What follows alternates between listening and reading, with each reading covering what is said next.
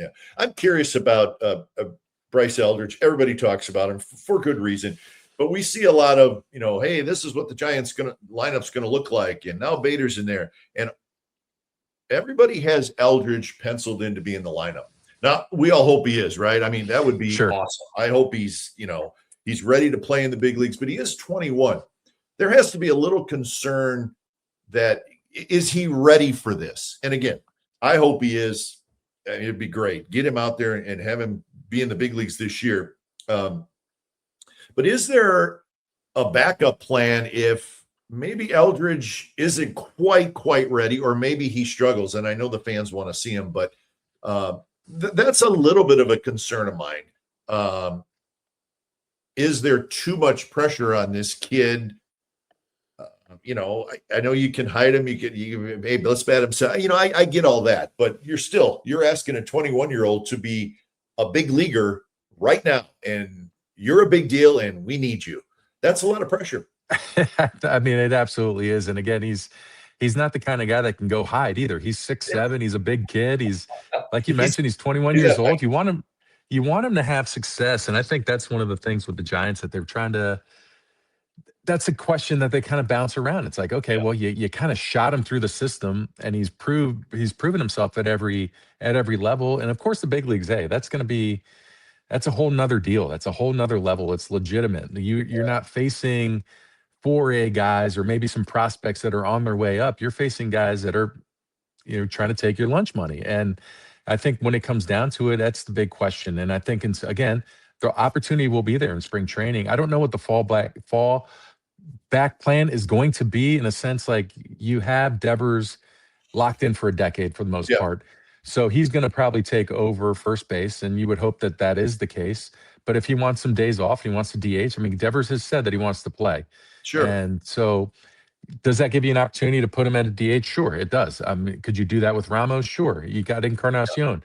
You can kind of rotate that spot a little bit. But I wouldn't be surprised if Eldridge goes down to AAA and just let him just relax and go dominate somewhere. Like, just be a stat stuffer, get it done, put a little bit of pressure on the Giants if you feel you need to do that you're already on the radar, you're on the map.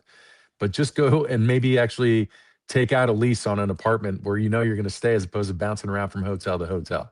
Yeah, see that. I mean, that's kind of where I'm getting at. It's like, is it a possibility that the Giants go get somebody that could help in the DH spot? I know people, the Arise kid from San Diego, who's not a power hitter at all, but he never strikes out. So I'm curious to see how that plays out in the next 2 or 3 weeks leading up to spring training. I also feel like the Giants, you guys, front office people, are showing a lot of confidence, and I think it's a good idea, but showing a lot of confidence in these young starting pitchers that we have. I talked a lot about it on this show, but it's the Birdsongs and the Tidwells and the Wisenhunts and the McDonalds and kind of that group. And maybe that's why you guys haven't rushed out to give one of these free agent starting pitchers a 4, 5, 6-year deal, or get Zach Gallen, but it's going to cost you draft picks and money. And am I accurate there that you guys like these young kids that are right there, ready to pitch in the big leagues? And if you get a couple that do it, that's great for now and the future.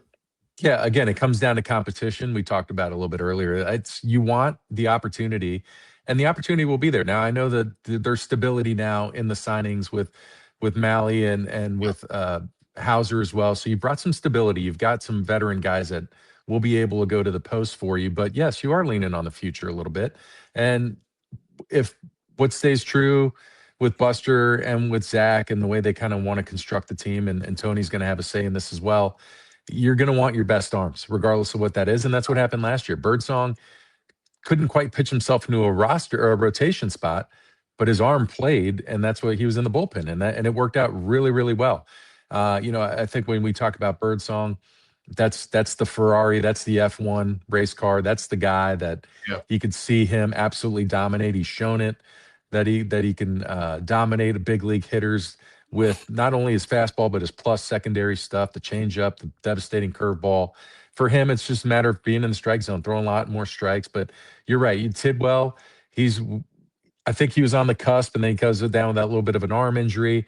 But all reports on him is that he's a bulldog when he's out on the mound. And then you got Carson Seymour, who throws basically like 4 different fastballs, I feel like, and they're all 97 to 99. Like, he's got a big old arm. So I think it's just a matter of telling these guys who they are, what you want them to be. McDonald came up and dominated when he got his opportunity, but that's what you want. You want that competition, and you want that. And I think when the Giants will look at the end of the day, when you're looking even at last year, you kind of thought you had enough starters, and it turned out they needed every single one that they could get. So depth is always a good thing. I think the fact that these young guys will get that opportunity, they'll get a long runway in spring training, I bet, as well, because there's still a bullpen that has not been laid out. You got plenty of arms, but there's still jobs that can be won. And I think that is probably the statement that you're going to get from Buster or from Tony or from all of them when they show up to camp. Yeah, I think it's going to be fun to watch. Listen, there's question marks in the bullpen, but you're going to have a stable of pitchers, a lot of them, and these young kids could easily pitch out of the bullpen, because we saw Birdsong do it last year. So, yeah, it's going to be fun to watch. So, final question about the roster. Do you see, and I know you're an insider, but do you see this team making a deal, whether a free agent or a trade, before spring training starts? Is there one more deal out there to be made?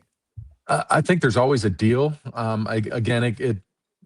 The question that I think they've always been bouncing around is, what kind of prospect capital is it going to cost you? What kind of future is it going to cost you for short-term gains? And so I think if there's an opportunity to get a guy, second base has been the one that's been talked about, whether it's Brendan Donovan or it's Nico Horner. Yeah. Those are the 2 big names that have popped up. But you want to be, if you're going to be defense and pitching, you want to be strong up the middle. And you got Patrick Bailey behind the plate. You got Adames, who really improved as the season went along. And at shortstop, of course, you have Chapman. We won't count him as an up the middle, but he could clearly play shortstop if he needed to. Sure. I love his glove, but now you've got a center fielder that can go get it. So if there's a spot at second base that they might want to maybe looking at an upgrade or something like that. No shot against Casey Schmidt, but that's a guy that's came up as a third baseman, and he's played more games at second base now in his career. So, it's another one of those spots where if there's an opportunity and if the prospect capital is something the Giants are willing to entertain, then yeah, I could see them making another move for sure. Yeah. And I know there was talk about, Abrams, the second base shortstop from the Nationals, could play second base, but then you see the names they're asking for. And are you ready to give up 3, 4, maybe 5 prospects? Right. That's a lot. That's a lot. Right. Right? And I don't mind that they didn't come to terms on that, to be honest with you. Again, you got so many young. That's the thing about the Giants prospects. They're so young. A lot of them are in the low minors.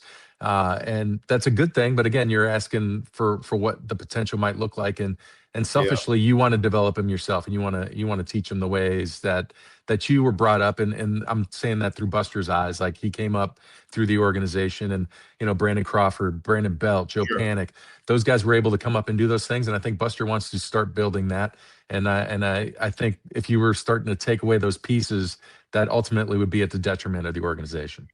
All right. We got some comments that we'd like to throw in, Javi.